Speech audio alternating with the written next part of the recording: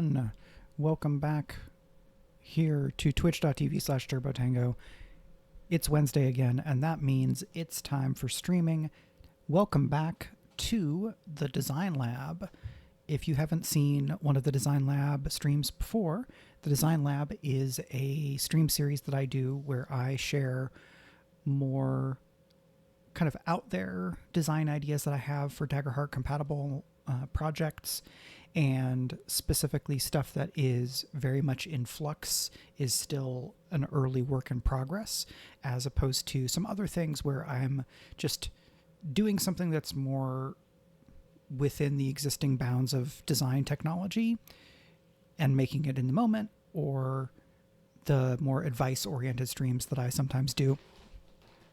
The Design Lab is very explicitly, this is the weird stuff, and everything here can change. So things I want to make sure to indicate are that... Oh, nope, not that one.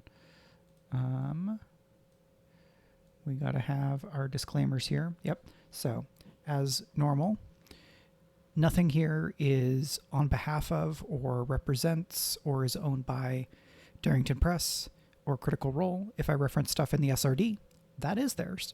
But anything else is just using this community gaming license, and it's stuff that I'm making on my own, representing me, and that's about it. So, Mechs. I have been a fan of mecha as an aspect or subgenre of science fiction since I was very small. When I was probably between the ages of 4 and 6, Robotech, the Americanized version of the Macross anime series, Robotech was on in English, and somehow I got access to it as a very young person. If you hate Robotech and are angry that it was not always just Macross, that's fine. What I didn't know the difference at the time, and so Robotech has a special place in my heart. And if you're just if all you want to do is rag on Robotech, I would rather that you not. So I like Robotech. Transforming giant robots and the pilots and the drama of kind of war combat stuff, but then also the interpersonal drama, and then of course the ways that in Macross, but also or Macross Robotech or in other things later on, we get the ways in which mechs are kind of metaphors for / are extensions of bodies. And the alignment between body and mech is something that's interesting. Moving on in my life, right, I enjoy the Battletech series of video games. I played the Battletech card game. I love Titanfall, specifically Titanfall 2 is one of my all-time favorite games. And, mechs all the way down. A few years ago, I started working on a science fantasy mech series that was intended to be a trilogy. I have not been doing as much with fiction in the last couple of years since my pivot to game design, but I had been thinking in the last week or so, as I've been able to have time to work on my own projects while Drakkenheim, I'm not having to spend lots of time on Drakkenheim. I've been picking up other projects and my stuff that had been set aside for a while, and I have been poking at my notes for a mech game using the Duality Dice system. And I say it that way because I think there will be enough differences in the game as I am currently imagining it that I would not call it Daggerheart-compatible. It would be a game that uses elements from the SRD, but would not be something that you could just port a player character from Daggerheart over and use. I'm imagining something that's more transformative, like some of Jack Panic's projects, the kind of road trip horror thing that's now had two richly produced actual plays, something like the Bureau of Chronological something, the BCA stuff, Dungeon Club / Jack Panic, doing really cool, fun, out there work, as well as some stuff that is a little bit more line drive within the bounds of more normative Daggerheart stuff. Absolutely go and check out Chronological Affairs. Thank you, Jaybird Things. Good to see you. Hello, NSman. Titanfall also has a special place in my heart. The dream of Titanfall 3 is alive in the hearts of many Titanfall 2 fans. Who knows whether we will ever get it, but it lives in our hearts. So the idea here, and you can see some of my initial notes. This is just like my version 0 Word doc as I'm sorting things out, right? And I've got some notes that I've written, but I'm not beholden to any of this. What I want to do today is talk through some of the ideas that I've had and then continue to work through some options so that after this stream, I have maybe ideally some momentum for continuing to work on these ideas as a thing that's going to kind of progress in the background while I'm working on other projects, whether that's Drakenheim, my environments book, or something else coming up. If you are a paid patron over at patreon.com/MichaelRUnderwood, you probably heard about something called Hope Dies Last. We will have more news on that pretty soon, but what I can tell you is that things are proceeding, and I am very excited about what happens when I'm able to talk about more of that. And like, able to talk about it is really a question of now things are in a position where it's useful to talk about it, right? I could talk about it now, but it wouldn't be as helpful for you all because there wouldn't be anything to do with any excitement that you had about it. Hello, Mighty Mur. Thanks so much for stopping by. Dorkside VO says, I saw the title of the stream and had to hop in despite the fact that I'm driving for work, so I won't be able to engage much. But I just picked out a Power Rangers inspired PBTA game I never finished and was just thinking, man, this would be cool as a Duality Dice game. Fantastic. I think, right, for me, I see and connect a lot with some PBTA DNA in Daggerheart, right? And then that stuff filters into the SRD. And so making Duality Dice games or Daggerheart-compatible stuff, I could argue that Daggerheart is a PBTA game in as much, but in different ways, as something like Belonging Outside Belonging or a Forge in the Dark game. That's not what this stream is about, but I think of them as connected in some design lineage ideas. So that could be a good match. Core ideas for this mech game. In my file infrastructure, it's listed as Mechheart V0. Mechheart is, I would say, not even a temp title. It's just a thing to have a title for a Word document. I believe at least one other person has published some level of thing that they call Mechheart, and I don't want to take away from what they're doing. It's just that I don't have a real title for it yet, and this is not getting published anywhere except in this stream, and then I'm going to publish some notes for my Patreon. So other people are working on mech stuff, including Jack Panic / Dungeon Club, so you can check those out as well. One of the first things that got me excited about not just the general idea of doing a Duality Dice mech game, but some of the specifics were the idea that I could create new mech-specific domains, and with that, mech specific classes, right? Because in mech narrative, something like mech warrior or other things, people talk about classes of mechs, like an X class mech. And so if some of that terminology is already used, then it's easier to do some of these other things.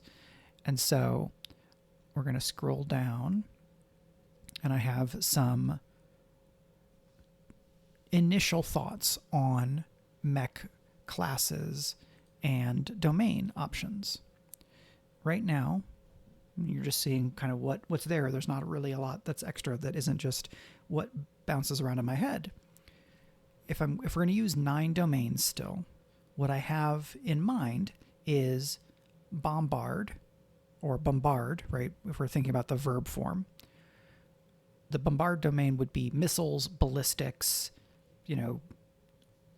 ranged attacks as a broad category, or possibly like fighting at range.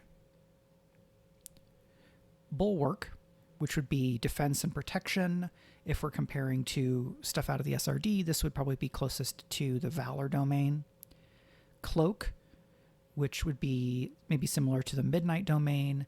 And here we're talking stealth, like moving stealthily as a mech, but also like cloaking devices or things that would make it easier to pass unnoticed in various circumstances. Claw, striking, melee. This is probably sort of similar to the blade domain. Flame, which would be programs and weapons and things that shoot flame, but also identifying and playing into a design space of the idea that heat replaces stress for this game, right? So that a mech would have hit points and they would have heat. Now the trick there is that's 2 things that start with H. So we might end up with HP gets replaced with hull, right? That's still H, but health and heat, hull and heat. Playtesting may be necessary to see how much disambiguation is needed or how much differentiation is needed, right? Because the armor systems were completely different, right? We may not use the you have armor slots and you spend armor slots kind of a thing. It might end up being something different. But the idea of heat as a domain, right? Heat-oriented stuff, flamethrowers, napalm, but also weapons that are designed to overheat the other mech or other things that you're fighting against, right? Because depending on the setting, you could have mechs, but then they're also fighting against like giant war vehicles, right? Mechs versus tanks, mechs versus battleships, mechs versus spaceships. Lots of different options. Because when we say mech in English, we mostly mean a subset of what the traditional definition or the traditional meaning of mecha in Japanese is, which is mechanical, right? So tanks can be read as mecha. And without going into like the specific cultural history of mecha as a genre or as an idea space in Japan, where I can only do a little bit of that before I'm out of my depth. If we're thinking mechs in Titanfall, Mech Warrior, Gundam, in that mode, mostly bipedal, but not necessarily always, then these are the kinds of conflicts that you are maybe going to be in, right? You're going to have some of these size differences. Not just mechs are bigger than people, but also mechs are smaller than some of these other things that they're fighting. And mechs can be a bunch of different sizes, right? A power armor suit can be a mech, depending on how we think about it and how we talk about it. A mech can also be Pacific Rim, right? Where it's hundreds of feet tall. Hello, GH Leo. There's a bunch of different ways to go with mechs, and I think if Daggerheart continues to grow in popularity, we are probably going to see a number of different interpretations that become pretty popular and or are developed and published in a way that reaches a wider audience, right? I'm not seeking to make the definitive Duality Dice mech thing or Daggerheart-compatible mech thing. I have ideas about what is interesting to me, and we'll see where that goes. So, other domains. Piston, right? This is powerful motion, striking, and the action of like pneumatics and the physical mechanics of a mech generating force. Static would be like hacking and debuffing or disabling other mechs, right?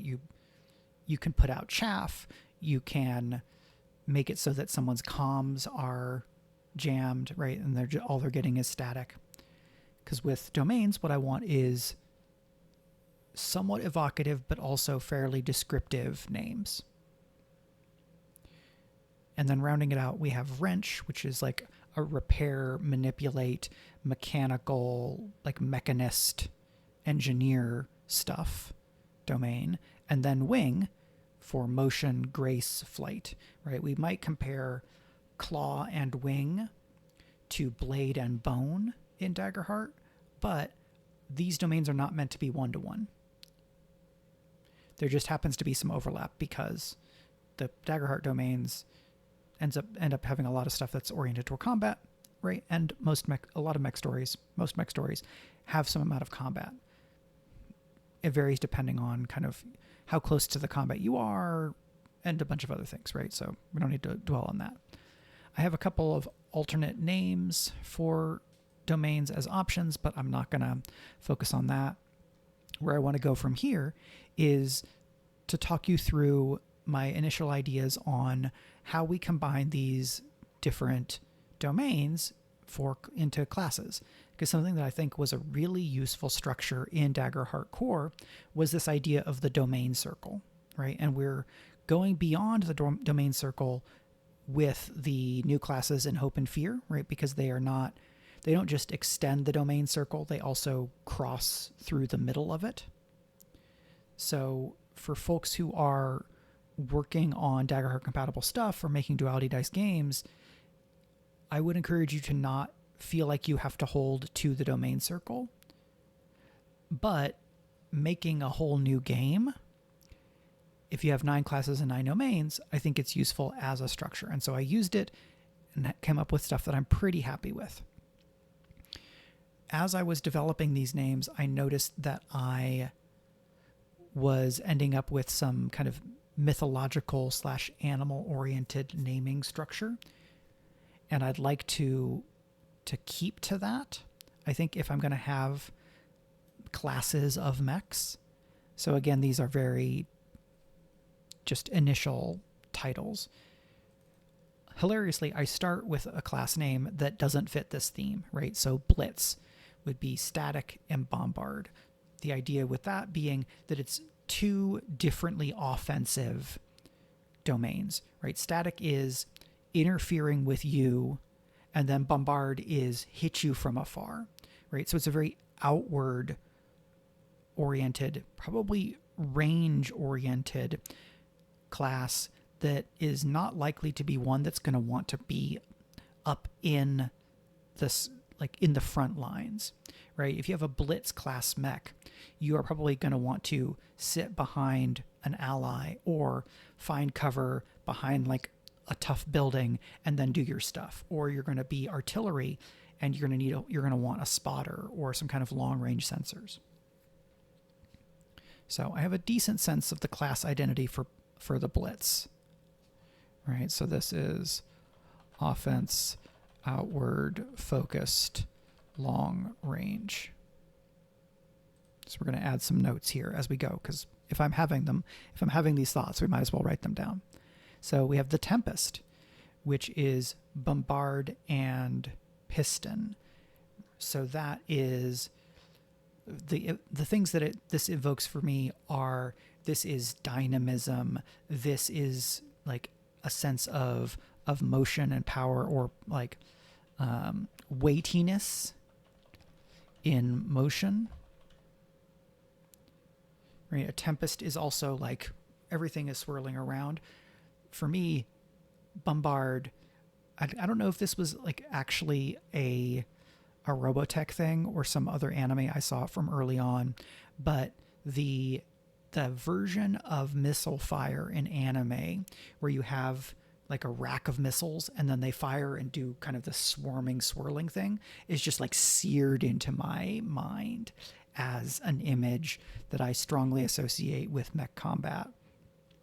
So it's something I want to be able to generate here, right? So if you've got Bombard, which is ranged attacks, and then Piston, which I have as more powerful motion and striking, right? Then this is some kind of mech that can hold its own in person and has these ranged attacks, or is it something like a wrecking ball, right, where it has this ability to knock things down and then it's shooting to explode stuff, shooting at range, right? Is this like a wall breaker Vanguard kind of thing? It doesn't have stuff that's as much oriented toward defense. So there's a little bit more to maybe explore there. The Titan, Bulwark, and Piston, right? This is, if there is a 1-to-1, this would be the Guardian equivalent, right? Bulwark, defense, toughness. Piston, dynamism, strength, motion. Right? Frontline, tank, and bruiser. Vulcan, bulwark, and wrench, right? So that's the toughness and defense, but also mechanical manipulation, engineering. So here I'm going to Vulcan as in Hephaestus, right? Vulcan being the Roman name for that god. So this is, right, physical strength and mechanical mastery. We could frame this as like a frontline artificer kind of class if we're comparing to something like a D&D. Hydra is a fun name that I don't know is 100% a great match for this domain combination, right? This is flame and wrench. This one might take some more investigation, right? Because flame is heat, fire attacks and things like that, and then wrench is mechanical manipulation, right? So this is there could be some like press your luck, heat, risk and reward kind of a thing, right? Where if you have this mechanical mastery and you're engaging with heat, do you have moves that are, does it have, do you have synergies where you get bonuses the more stress you have marked, the more heat you have marked? Or are you able to shunt that heat out into other mechs or other machines? Right? Can you take on heat in order to like overload different systems?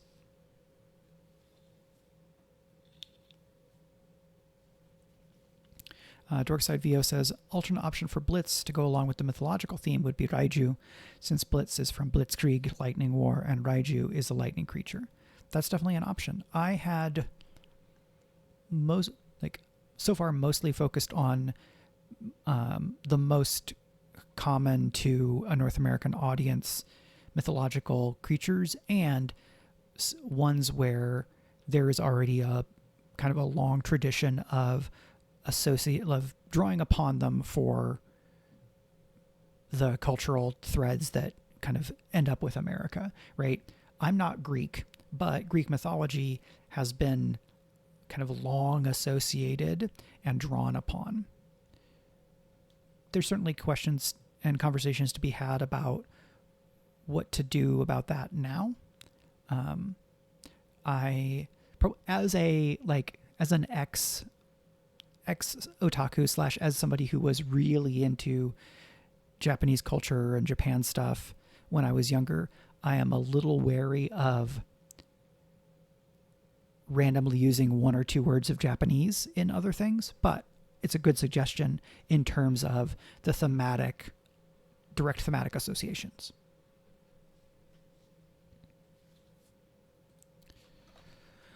Worm here, right? This is wing and flame. This is dragon class, right?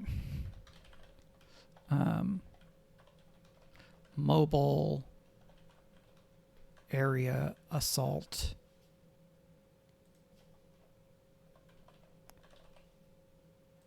Right, this is fly over a bunch of smaller mechs and just overheat them.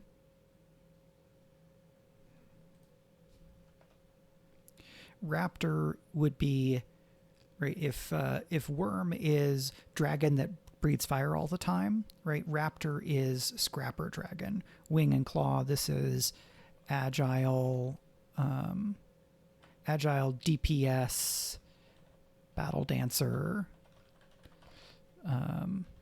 ace bullshit. Right, Max Sterling would be very much at home in a Raptor class mech.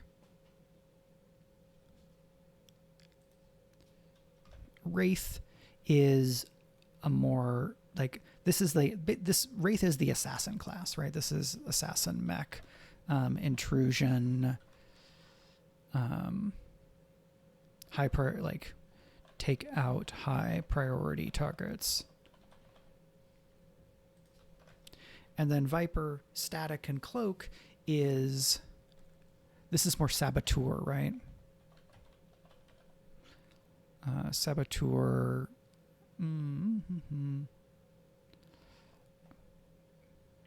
Stealth, hacker, thief. Maybe still, static and cloak I could see as like a thiefy kind of thing. But those are where my thoughts are in general about kind of what the class identity for some of these are. In terms of what is coming to mind for me right now, I do have some initial class write-ups. So it'll be really funny to see whether my notes about this up here do or don't line up with some of what I have below. Before we get there, I've been trying to figure out what I think makes best in terms of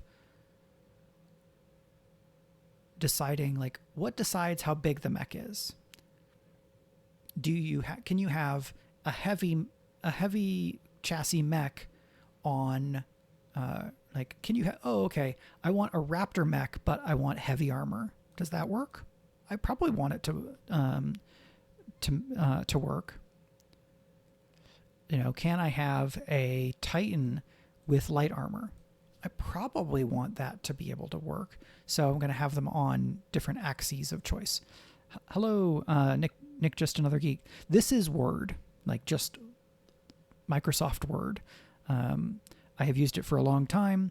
I have been moving away from Google Docs when there was some discussion about Google Docs about Google using anything that was on Google Docs to train their generative AI. So I don't know how much that helps, but Word is a thing that I'm pretty comfortable using and happy to use. It's not great in terms of like being internally linked or anything, because you have to do more formatting stuff, and then formatting with Word is a challenge. But for just big thought dumps, we're living in Word doc land. Right? So Blitz is our static and bombard. I took notes on, okay, maybe we want starting HP to still be associated with class. And then instead of hope or a hope move as a resource, right? I took notes and currently have overdrive, right? Hope moves were kind of already like ultimates, but overdrive has a stronger like mech theme vibe to me than this this mech class's hope move, right? I feel like hope is a thing that the player character has, like the pilot has hope, more so than the mech. And that's at least where my thinking is right now. So, systems role, would probably be the equivalent of a spellcast roll here, right? That if there's magic, all of the mechs do magic. So spend 3 hope when you succeed on an attack or systems roll against a target to make the target temporarily scrambled. This is a status. A scrambled target cannot take the spotlight except to spend a fear to clear the condition. So it's basically a stun to a particular type of enemy. And then some initial thoughts on class features. When you succeed on a systems roll against a target, you can mark a heat, equivalent of mark a stress, to do any number of the following, no more than 1 each. So you could, when you succeed on a systems roll, mark 3 heat to reroll any of your damage dice, apply the roll to another target, force the target to mark a heat. This is definitely inspired by one of the class features from the sorcerer class in Daggerheart, right? Because there's some stuff that can transfer over pretty directly. Other things I want to be more different. Raptor class, a little bit sturdier, wing and claw domains. Dance of Death for the overdrive. Spend 3 hope to gain +2 evasion until your next hit or until the end of the scene. Right? This is very much like Rogue's Dodge. And then Zone Control. When an adversary within range of a melee system, right? So that's melee weapon, effectively, you can make an attack against them with that system at disadvantage. On a success, deal damage, and they must mark heat if they still want to move. This is more or less an attack of opportunity oriented thing, even though it doesn't work quite like the warrior class feature attack of opportunity. And then I had thought, if I want to make it simple and just say anything that is the Raptor class can fly, then I'm just giving them a class feature that does that. Otherwise, I would be thinking about, where does their flight ability come? Is that a subclass thing? Do mechs have classes and subclasses? Is that needed? Would it need to be a equivalent of a domain card, right? Where I'm thinking mechs, rather than domain cards, the domain card system gets adapted into effectively, these are the things that you have installed on your mech, right? So you have 5 slots, and that could be weapon, mobility, armor thing. It could be weapon, long range weapon. Right? There's a bunch of different ways of arranging that. And I have some notes on some of these possibilities as well. But I wanted to just kind of sketch out some class-ish things, right? Titan, Bulwark, and Piston. This is a mech version of the Guardian Hope ability. And then there's some other durability-oriented things. I've got a couple more. Right, Vulcan is Bulwark and Wrench, so this is more support class-oriented. Spend 3 hope to clear an HP on yourself or a close ally, drawing from the Seraph Hope ability. And then Uptime, make a systems roll 12 on an ally within close. On a success, they can clear up to 2 heat, right? Clearing stress for an ally. And then at the end of any rest, you and any number of close allies clear a hit point, right? That this mech is able to fabricate repair materials more readily. And then I've got a couple of other things. I got through a few classes to just try to sketch out, okay, what would mech-oriented class abilities be like? So if we scale back up, we get some of these other notes, right? Mech domains, the cards are systems. Or do we have systems, weapons, and protocols, right? Maybe protocols are the equivalent of grimoires, where one protocol, or like a program suite, has several different effects that it can use. But what I wanted was to sketch out for myself the idea that for your mech, your loadout with the domain card equivalents would need to cover the weapons that you have, because I probably want the weapon stuff there rather than a whole different weapon system. Again, this is all very early work in progress. But then systems, which would be like, if you have jet boots, those would be a system card, right? And then protocols would be something like superior comms suite or C3 suite where you can give commands out to other mechs and things like that. I've gone back and forth a lot on, do I want the player characters to have a class of their own and then for mechs to have a class?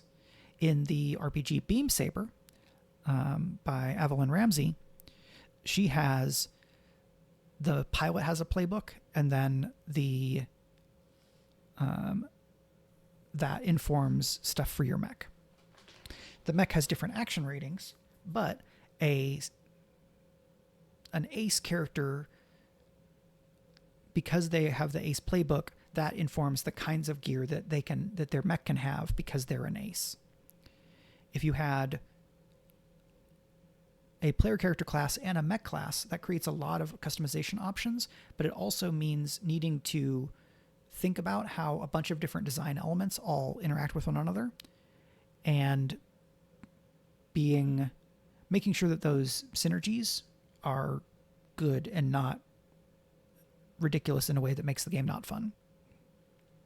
I could imagine a world where the mechs have classes, but the player characters do still get some specific things of their own, right? Community, ancestry, maybe. But you could also have something like a specialization that replaces a subclass. And rather than there being 2 subclasses per class, there could just be like 15 specializations. And that specialization could have 3 cards total that you unlock over time. Or you could gain different specializations, right? Like you can multi-class in Daggerheart. And then there's one pilot-oriented kind of thing that is specific to your character, and then a lot of what is specific about what the mech can do is in the mechs sheet themselves. Jaybird Thing says, I think I could see a tweak of experiences to give the pilots more going on when out of their mech. Absolutely. Right. If we look at the Lancer RPG, the kind of special skills or backgrounds that those pilot characters have is one of the biggest things that defines them when we're not in mech scale tactical combat. Right. If you're using experiences pretty close to the way that they work in Daggerheart, most player characters would probably want to have an experience that relates somehow to piloting, right? In the same way that the Daggerheart core book suggests that you may want one of your starting experiences to be usable in combat, you may want one of your experiences as a pilot to be usable for piloting. Another way of thinking about it could be that if we assume every character is a pilot, then we know that they have the fictional positioning to do pilot things. The question then is, do you, because you have that assumption, make it so that player characters take experiences that are different than that so that they're not always having to allot one of their experiences to pilot when everybody's a pilot?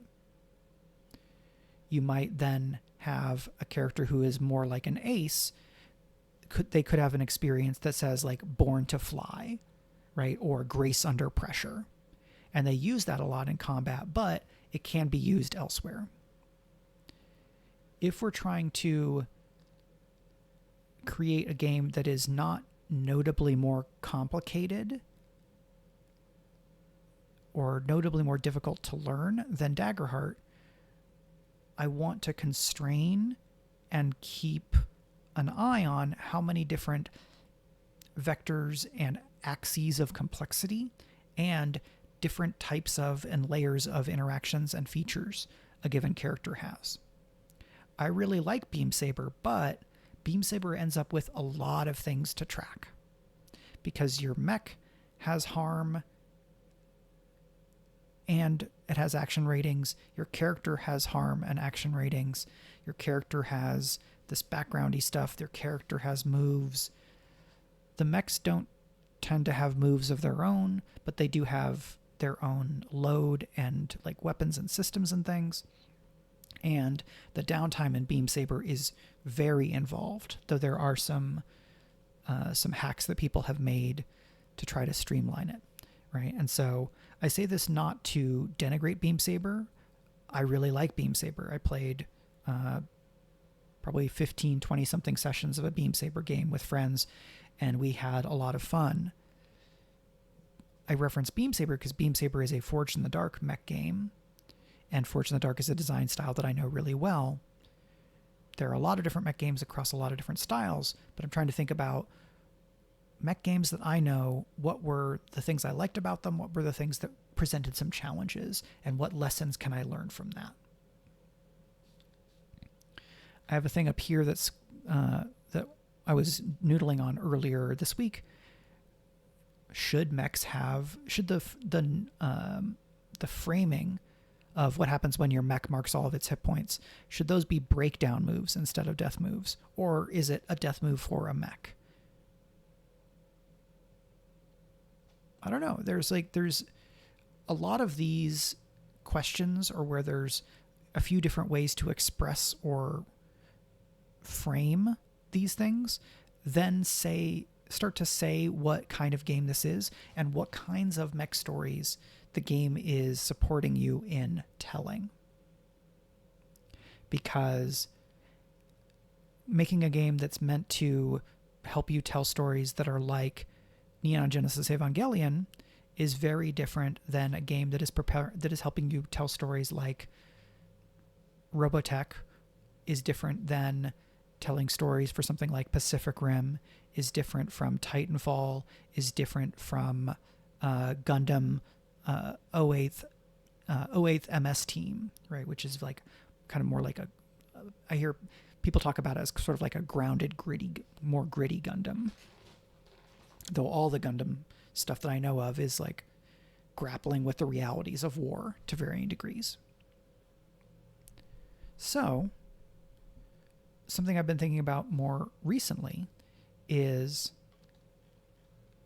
what if I use a specific setting rather than making a game that defaults to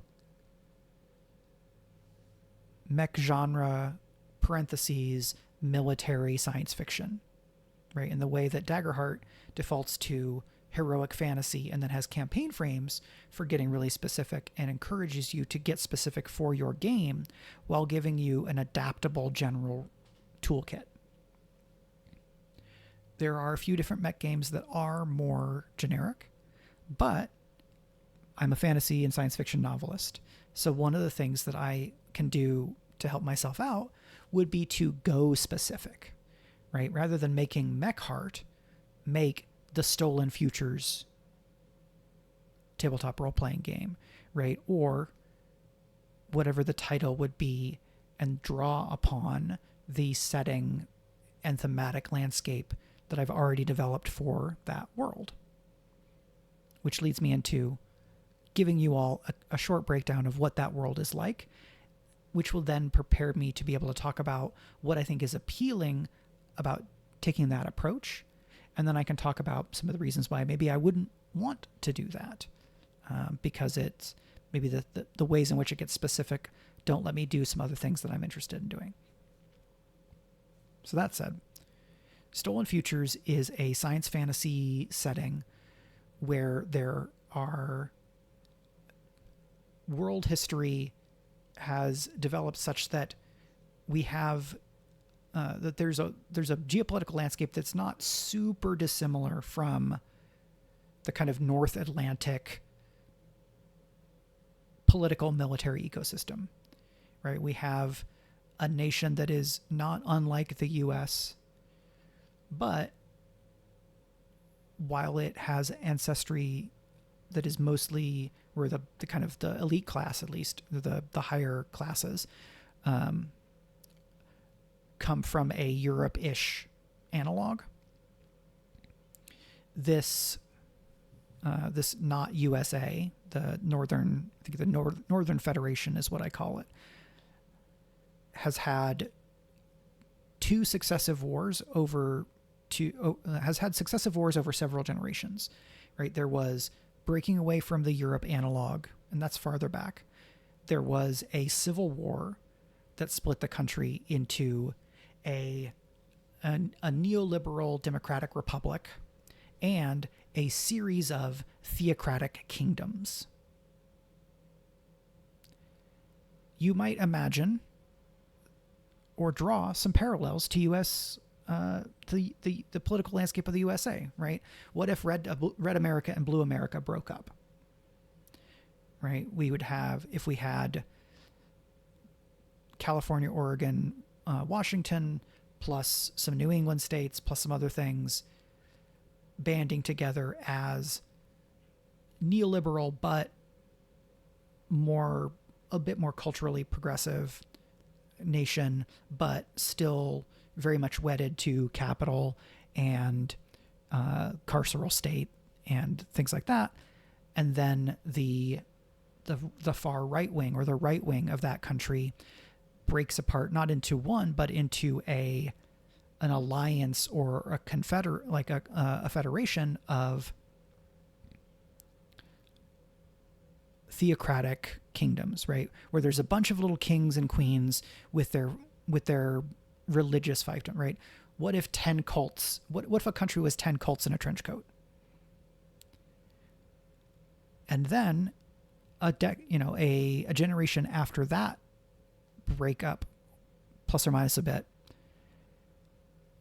people in the neoliberal nation break away from that because it's still too conservative and oppressive. And it's great here to reference this because this is a project that I did everything I could to make just like aggressively and really overtly queer. The main characters of the novel are the descendants or the children of a generation of queer people in the New York analog who, in alliance with like a linguistic minority group, when this is like, hey, this is a thing that's not just U.S. history in a mech suit, that there was a group who assembled a bunch of people in one space to try to concentrate political power in order to exert political influence, at least on a local level, to create more of a political landscape that was palatable to them, right?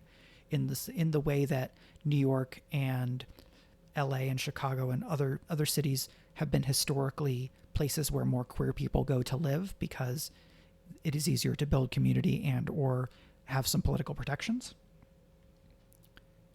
This group fights to get their independence once their political ambitions are squashed, right?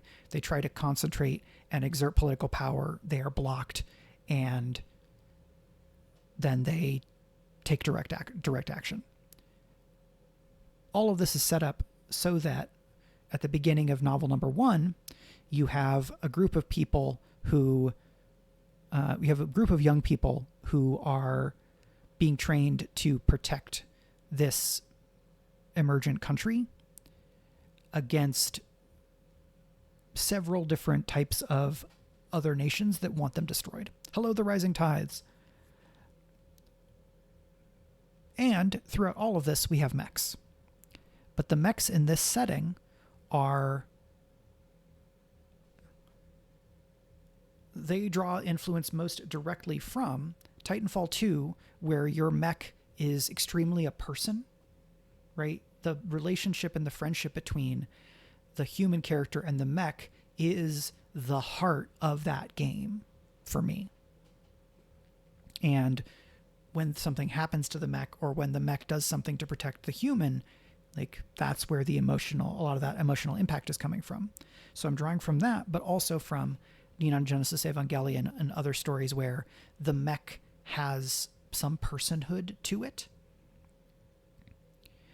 These mechs are called Archons.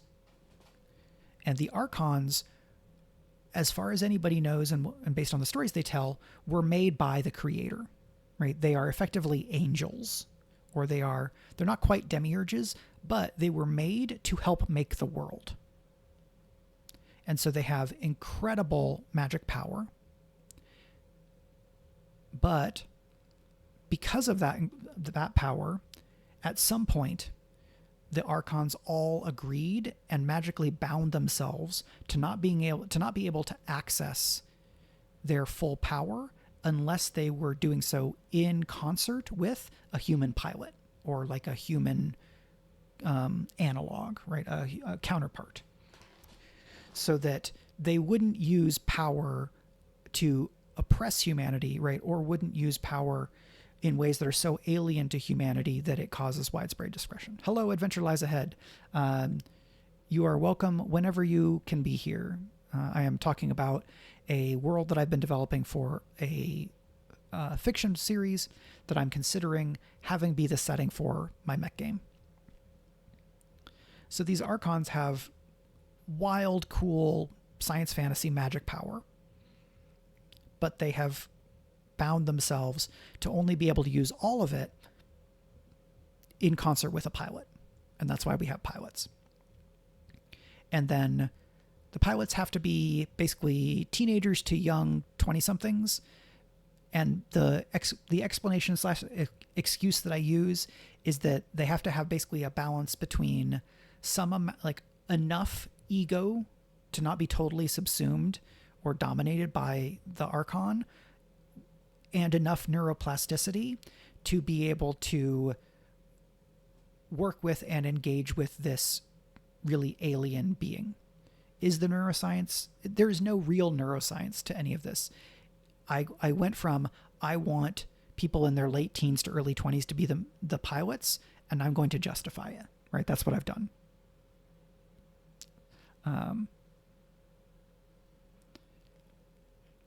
And so I have these young people who have been training to be mech pilots in a country that broke away from a much bigger, more powerful country and is hated by these theocratic kingdoms, right? Because those kingdoms are homophobic, transphobic. And so it's just kind of them. But they have 3 archons, right? My thought is that across the whole world, there might only be like 100-something archons. And so a tiny country having 3 is a big deal. And then, so the neoliberal state has a number of archons. Some of the theocratic states have 1 archon, right? Probably not more than 1 per, but sometimes they, 3 different kingdoms will deploy a united force because they have these alliances, because they have a lot of ideological overlap. And the other details about how these mechs work that would have a big impact on what this game is like is one, that they are magic mechs, right? They are made out of like stone, like impossibly old stone, but also are made out of magic so they can reconstitute themselves. And the technology that is in them is, a lot of that is for the humans, right? For the pilots. Any given archon has their own magical power that they draw upon to do cool, wild mech stuff. That would mean, if I'm using this Stolen Futures setting, I'm doing a mech game that is science fantasy-ish, right? So it's going to be more like a game. It's going to be more like something like Armor Astir, which is also science fantasy. Notably, right? Armor Astir, mobile suit, right? It's a Gundam reference. Breyer explained this. It's a great bit. It's a good title. Breyer did a good job. Shout out. Ooh, excuse me. The mech can love you, and in many cases, the archons look upon their pilots like proteges or like kind of children to be protected, educated, and guided, right? Because these archons are impossibly old, thousands of years old, but engaging with pilots keeps them connected to humanity, right? Because if they're in continuous use, every 5 to 10 years, they start working with a new pilot because the pilots age out. And they might still interact with previous pilots, but they don't have that specific connection in the same way that they used to.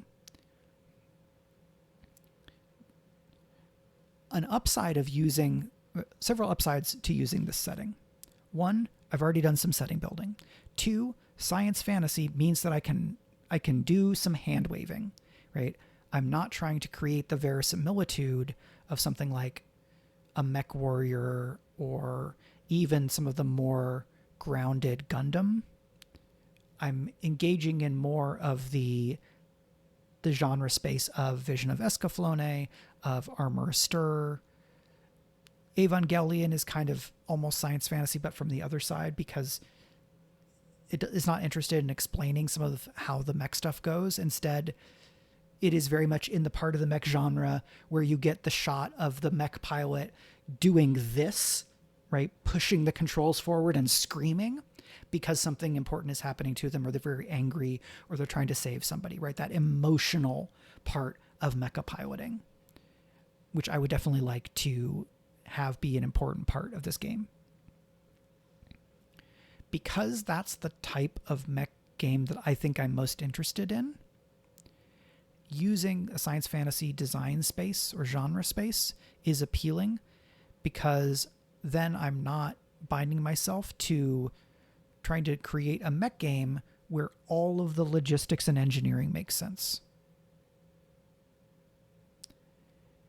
Here I'm comparing this to something like the Jovian Chronicles setting for what game uses that?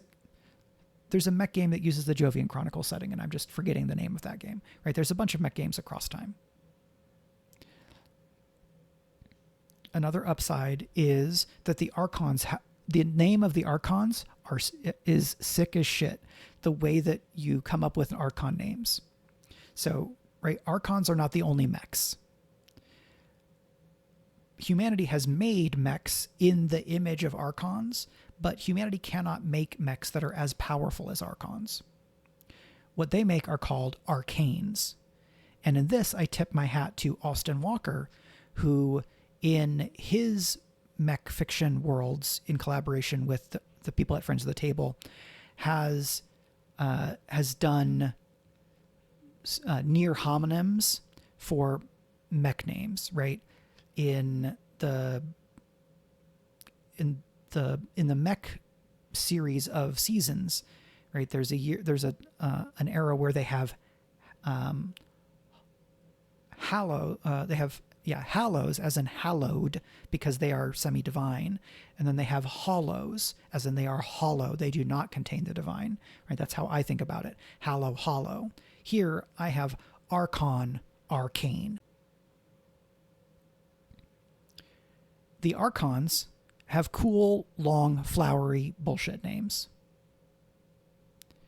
The Archon that is piloted by arguably the main character of Stolen Futures is Painter of the Heart's Palette, right? As if the heart was a painter's palette from which you made things. And the magic of Painter of the Heart's Palette, or Painter as they are known, is that they basically have a magic hard light pen, a la Green Lantern-ish. Or like whoever in the Purple Crayon. Right, you just make stuff and then you make it real. That is a name that has basically 3 segments. Right, Painter of the Heart's Palette. Another one of the Archons in the Red Star Republic, this kind of queer socialist micronation, is the Clash of Steel on Steel. Right, very melee, get up in your face, hand-to-hand combat kind of a mech. Right, the Clash of Steel on Steel, known as the Clash. The kind of the shortened name of most of these Archons is going to be the first one, and it's either like verb or active verb, or it is a noun, right? Painter or clash. Arcanes have simpler names. And most of those names, if I'm remembering correctly, don't have that. One, they're not as flowery, and two, they're more about the thing they do, and they have less personhood, because arcanes don't have personhood. They are just machines, right? Maybe some of them have rudimentary AI, but it would be not even as advanced as like Jarvis in the Marvel movies, as opposed to the souls of the Archons, the minds of the Archons are fully people, right? Who are ancient and incredibly knowledgeable. So giving player characters a naming structure where it's like, okay, and then for your mech, come up with some sick poetic stuff that either explains and encourages or inspires how you do your build, or once you have your build, you figure out the name of your Archon based on how you've built them already. Other fun Archon names include a shield against woe, or the shield against woe, who is like a emergency response protection mech with like projected shields. I had Watcher in the Long Night. It was like a kind of sentinel sniper mech. And then I have one that is really just is just me making a joke to myself, which is a sense of poisoned rationality, which is basically a misheard, is the misheard version of a sense of poise and rationality, right? A sense of poise and rationality from the Panic at the Disco song, right? But a sense of poisoned rationality would then, of course, be an Archon that can like do magic poison effects, right? I'm trying to be maximally on my bullshit with this setting because there's no reason to hold back. And so I see Jaybird things. I see your comment. We're not casting votes, but using the Stolen Future setting would get mine. I'm all about some science fantasy. I'm glad that there is excitement there. A big appeal there is that it is specific, right? Here is a cool mech world that Mike made that has specific thematic elements, right? That I have intentions that I want from that setting. I'm trying to create the thematic landscape and provide tools to interrogate or investigate specific ideas and types of stories, as opposed to this is a mech RPG and you can use it for mech things, where it doesn't have that specificity. I could potentially create a mech game and then make campaign frames that give that specificity. But I am one person. So it might make sense for me to make a smaller game, right? Should the Stolen Futures RPG be 150 pages instead of 350 to 400 pages? That would probably be a good idea. I can't keep making 300 plus page RPGs. The Genrenauts RPG is too big. It's not too big, but it's already pretty big.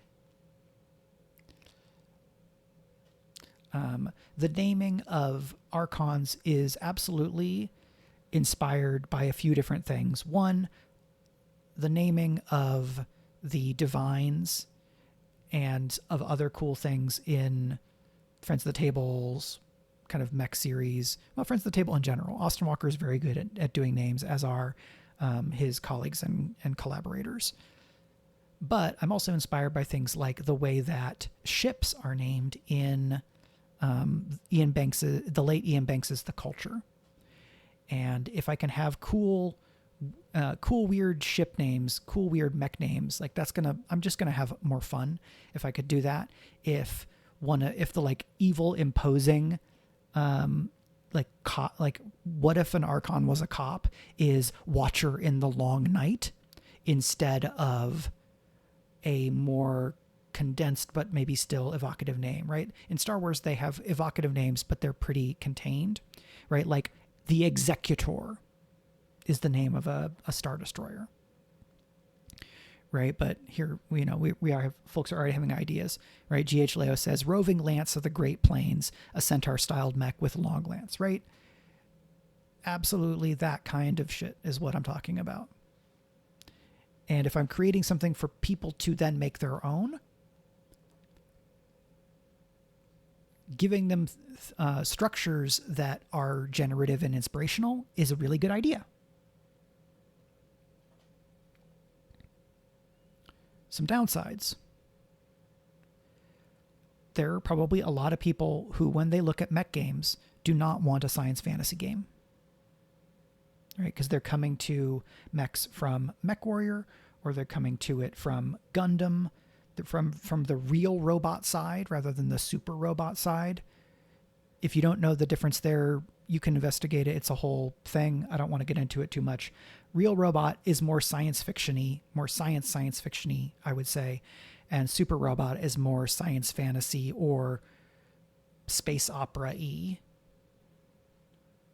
This is a reduction, simplification. My own aesthetic trends more toward the like space opera, somewhat more hand-wavy, expressionistic mode here. So it makes sense for me to design toward that approach. Upside, far fewer science fantasy mech games. Downside, immediately lose a big chunk. Maybe, I don't know if it's a big chunk of the audience, but immediately lose some of the people who want a mech game. But if I am pitching this, if not primarily, but I am especially for sure pitching this to people who play Daggerheart, creating the version that I feel has some of the kind of, has the heart of Daggerheart, right? Even if I don't call it Mech Heart. That's probably a good idea. If I go with Stolen Futures, however, I might just throw out all of this stuff, right? The mechs might not have classes. It might be more like how some people, especially in the beta, right? Some people come to Daggerheart, they see the classes and the domains and are like, okay, yeah, but I just want to take two domains and combine them, and then that's my character. Daggerheart says the character classes are the combination of these domains. But I could have 9 domains and then tell players, when you build your Archon, pick 2 domains and describe how that combination of those domains describes or defines the essential nature of your Archon, right? And then those are the domains you select your domain cards from. And because it's science fantasy, all of the domain card equivalent stuff would need to be science fantasy-ish, right? It wouldn't be techno-babbly name for an overdrive engine, right? It would be cracked star, it'd be like meteorite heart, right? Or it would be inexorable heart, right? Oh, inexorable heart is a bulwark domain system, and then it does cool stuff, right? Again, I would be using wild evocative language. The Rising Tide says, I think a lot of Daggerheart's core audience would dig this mechanically, but I also imagine once you can give most mecha fans enough flavor that they can say Magic is doing really complicated engineering stuff, they will still enjoy it. That would be, right, that's probably the dream, is be a home run for the Daggerheart audience, but then be executed so well that people who are less immediately sold on the science fantasy stuff still get excited about it because it does things in mecha fiction that they want to engage with. Cool, interesting things that would go with a Stolen Futures game would be, how do you handle the Archons? Does the player roleplay both their pilot and their archon. That might be a simpler way of doing it, but is that the coolest way of doing it? The downside is that you could have basically someone talking to themselves because it's the pilot and the archon talking. G.H. Leo contributed to Cult's Totem, which I take also as a hydrate note, so I'm just going to mute myself really quick.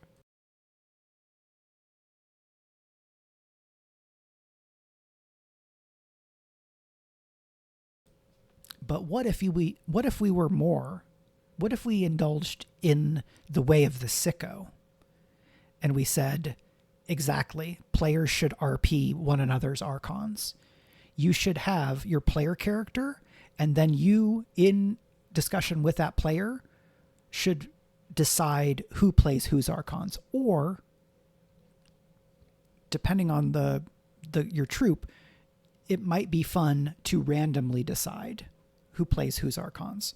I would imagine that most tables will instead talk it through and decide, but having there be an option or a mode that says, like, you play the archon of the person to your right. Now, of course, you'd have to figure out the version for online play, right? Because that's much more of a thing. Here, I am 1000% inspired by shadow guides from Wraith the Oblivion. I pulled my copy of Wraith out from the many, many, many boxes of books. It sits over there. I was able to get a second edition copy of Wraith probably 10 or so years ago. I played a half dozen-ish sessions of Wraith in high school. Victor Kinzer, if you're out there, shout out. And other people that I played World of Darkness games with. Wraith was, I think, has some incredibly cool things and was, in a number of ways, ahead of its time and or more experimental than maybe a lot of World of Darkness audiences were looking for. But who says I can't do that now? Especially in a world where some of the people who play this game would have already played like a Belonging Outside Belonging game, where you have a player character and you represent an aspect of the world.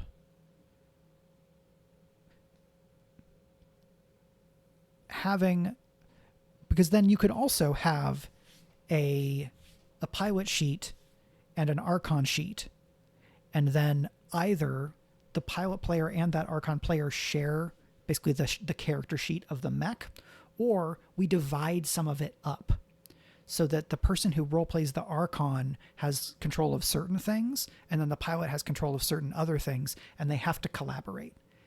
This is notably more complicated, but it could be really fun. The thing I would want to then do is think about, what am I trying to do overall, right? Or am I trying to have a game with robust dramatic combat like Daggerheart? Am I focusing on the emotional relationships? And so maybe I want combat to be a little bit less dramatized, right? Make it a bit more contained, streamline things a bit. One way I could do that is make it so that, you don't roll damage. Any weapon system says what damage it does. And then on a critical, you do more damage. But what if you didn't have to roll damage dice? That will streamline and expedite things. Another option is, what if adversaries didn't roll damage or didn't roll to attack, or both, right? In Power by the Apocalypse and Forged in the Dark RPGs, when the GM makes a move and says the adversary attacks you, in most of those games that I know, it's the adversary hits you. And then in something like a Forged in the Dark game, maybe the player character can use resistance, but they're not rolling to hit. In many Power by the Apocalypse and Forged in the Dark games, the GM doesn't roll dice at all. And I know that there are some GMs that really like rolling dice, but if I am trying to veer off from Daggerheart toward specific dramatic and mechanical objectives, it's worth considering whether we want to make some of those other more substantial or more fundamental changes to the design skeleton of this game.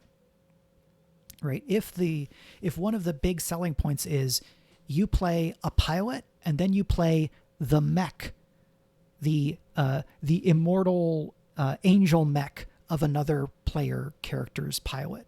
If that's a big part of the pitch, right, then maybe your two sheets together are only as complicated as one character sheet in another RPG, but there's going to be the complexity of jumping back and forth between them anyway. When I run RPGs, I try not to run games for more than 4 people.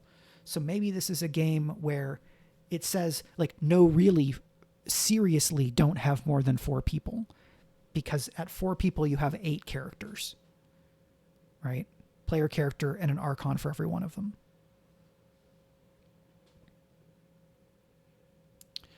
Jaybird says, the absolute freaks of the modern RPG era would love this. That would be my hope. And then, honestly, I was surprised at how much rolling the GM does in Daggerheart. Not a complaint, but I thought they would have swapped that out for fewer costs when I first got the book. I could definitely see that argument. I could see and have sometimes thought of, like, oh, if I made the World of Dungeons to... if I made Daggerheart's equivalent of World of Dungeons to Dungeon World, where World of Dungeons is like basically a demake of Dungeon World. If I made Daggerheart but streamlined for narrative sickos, what would that look like? It's one of the things that I thought about, right? For me, one of the inspirations for how the fear system works is the I think it's called Doom in Descent 2nd edition, not the big blue one that has the app, but the previous edition of Descent. I played that with some friends 15 years ago at this point, and that had a resource pool for the GM, and then they spent it to do things. This is not a thing that, like, there's a bunch of different games that have done this, but a version where instead of rolling, the GM just has different fear costs for different moves. I think that's a viable direction to design toward.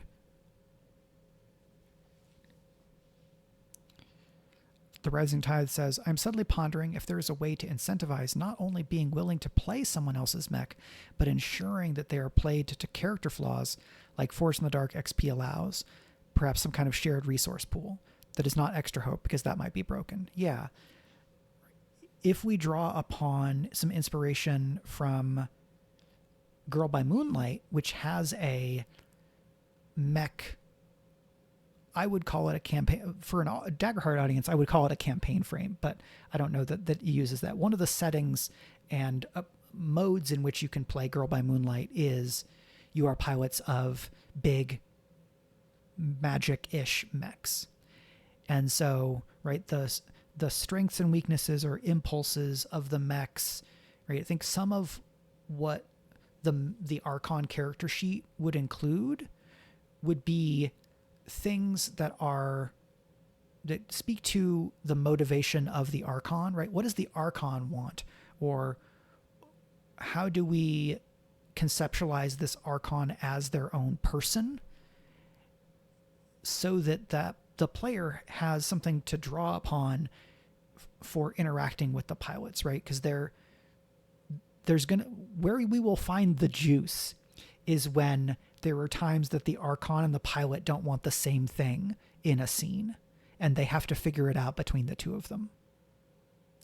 And that there may be times when that conflict makes it harder for the pilot and Archon to succeed as mecha combatants on the field. But then there are times when they are especially aligned in their objectives. That's when you get the big epic hero moments. How do we represent that dynamic? That's something I would need to investigate further. So I've definitely talked myself into being excited about trying to figure out the specifics of the Stolen Futures approach. And what that gives me is one direction in which to go, as opposed to the huge task of Duality Dice mech game with no other specifiers whatsoever, right? Instead of Daggerheart but for mechs, I am making a Duality Dice inspired or a Duality Dice game with all of these creative agendas, right? These are my creative intents. Nick, just another geek, says, give the Archons instincts like Apocalypse World and Monster of the Week threats. That's absolutely the direction I would look at first, right? I would be drawing upon, again, other games that I find really excellent, right? Or that I take other inspiration from generally, right? What happens if every Archon has an impulse? Okay. Do I give a limited number of impulses? Do I add some layers that go beyond impulse? Does every impulse have a move? Are your impulses a thing where if you act in accordance with your impulse, you get a resource? Is there a thing where if you act against your impulse, there is some kind of penalty, right?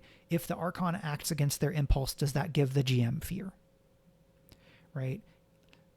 Are there other mechanics that interact with that impulse? Here, I would go back to Wraith and I would look at the rules for playing Shadow Guides, right? Because the Shadow Guide has their own like resources and stuff, where one of the things the Shadow can do, if I'm remembering correctly, is they can just take over and be piloting that ghost, right? Because we're on some Jungian stuff here, Jungian stuff. I don't know that I would want Archon takes over control of the mech, but looking at the ways that like that game negotiates agency and control, and then thinking about what are the conflicts and types of dramatic interactions between pilots and Archons that I want, and how can I create mechanics that will help players emphasize those aspects, explore them, and get more out of them, right? Because if an aspect of play doesn't have any mechanics, then the game, to me, is not helping you do that unless it has mechanics that get you to that point, and then the mechanics get out of their way. And people have different opinions about this, right? Some people want a game that doesn't have social mechanics because when it gets to the intense interpersonal RP, they're like, I got it. You don't need to give me anything. I can figure that out. I just need a physics engine. That's not really how I like designing. I would love to push myself toward, here are mechanics that we are keeping in mind and putting into play in these moments of heightened tension and or kind of interpersonal breakthrough or exploration between pilot and Archon. And that's also very anime, right? When you do, and this is again just my opinion, when you do a mech thing, for me, you are playing with something that has pretty irreducible origins in Japanese culture, right? Anime is not the only manifestation of Japanese culture. It's just probably the one that has reached the broadest saturation and influence. If you disagree, that's totally fine. I'm happy to be wrong. I think this is probably there's a lot of this that is subjective. I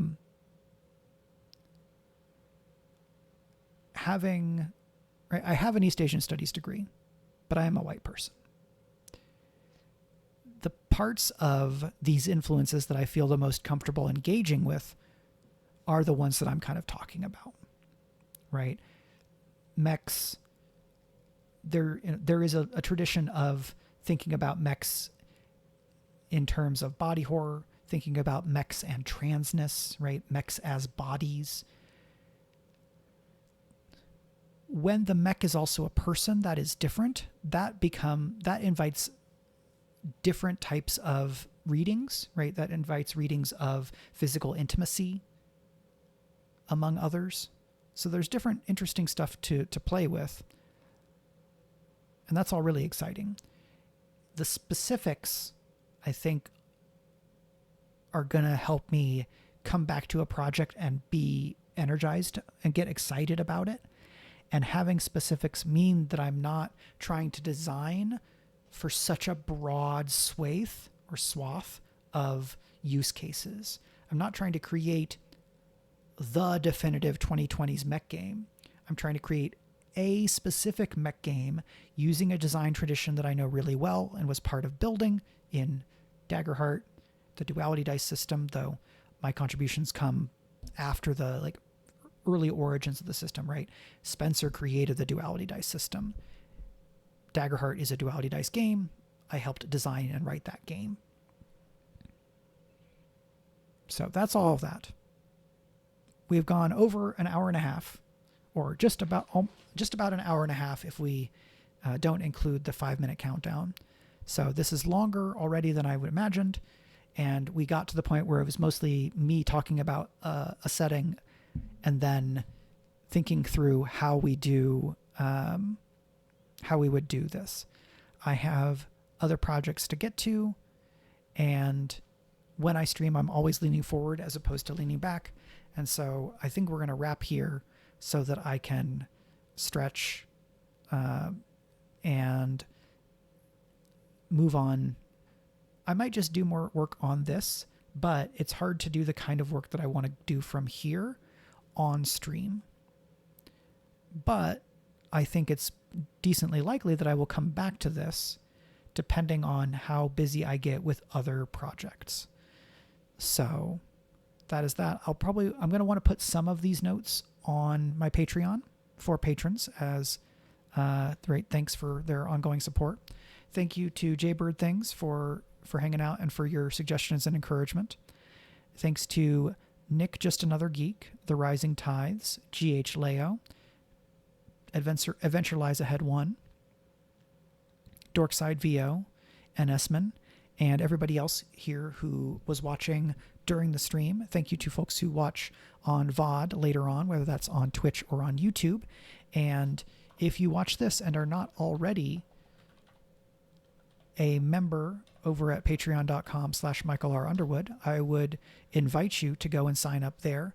I have backer/subscriber levels as low as $2 USD per month, and that gets you a number of things, various Daggerheart-compatible works in progress. Let's see, at this point, 8+ years of backlog, including a bunch of fiction stuff that I did when I was focusing on fiction rather than on games, and any number of things there. So that's all of that. Thanks for hanging out with me, folks. I am even more excited about this than I was at the start of the stream, and that's always a good sign. So with that said, I will see you all next week. See ya.